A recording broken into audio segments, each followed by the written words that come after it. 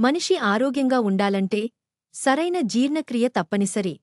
జీర్ణక్రియ సరిగా జరిగితేనే శరీరంలోని అన్ని అవయవాలు సక్రమంగా పనిచేస్తాయి.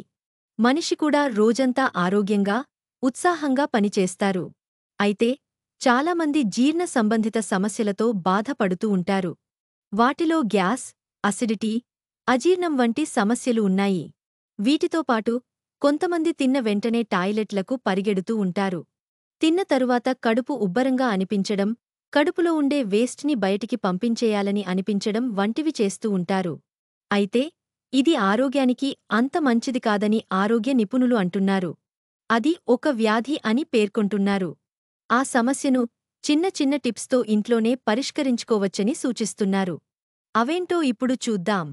చాలామంది తిన్న ఆహారం జీర్ణం అవడానికి సోంపు పొడి తింటూ ఉంటారు. ఎందుకంటే ఇది ఒక సుగంధ ద్రవ్యం. ఇందులో ఆహారాన్ని జీర్ణం చేసే శక్తి ఉంటుంది. అలాగే శరీరానికి కావాల్సిన చల్లదనాన్ని తక్షణమే అందిస్తుంది.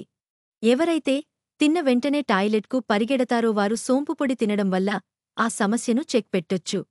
అల్లంతో ఎన్నో లాభాలు ఉన్నాయి. అందులో ఒకటి జీర్ణక్రియకు మేలు చేస్తుంది. ఎండిన అల్లం లేదా పొడి అల్లంతో కలిపి తెల్ల జీలకర్ర తీసుకుంటే శరీరానికి కావాల్సిన వేడి ఎంజైమ్లు ఉత్పత్తి అవుతాయి.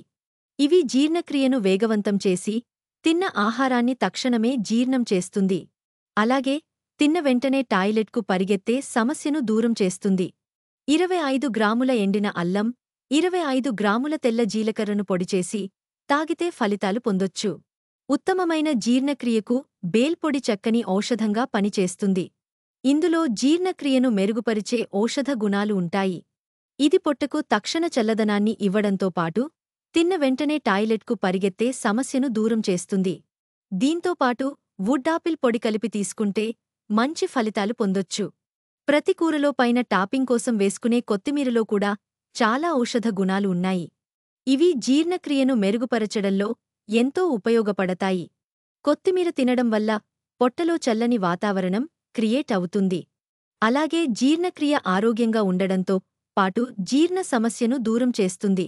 కడుపులో పేరుకుపోయే మురికిని ఈ మైరోబాలన్ పొడి శుభ్రం చేస్తుంది. అలాగే జీర్ణ సంబంధిత సమస్యలను దూరం చేస్తుంది.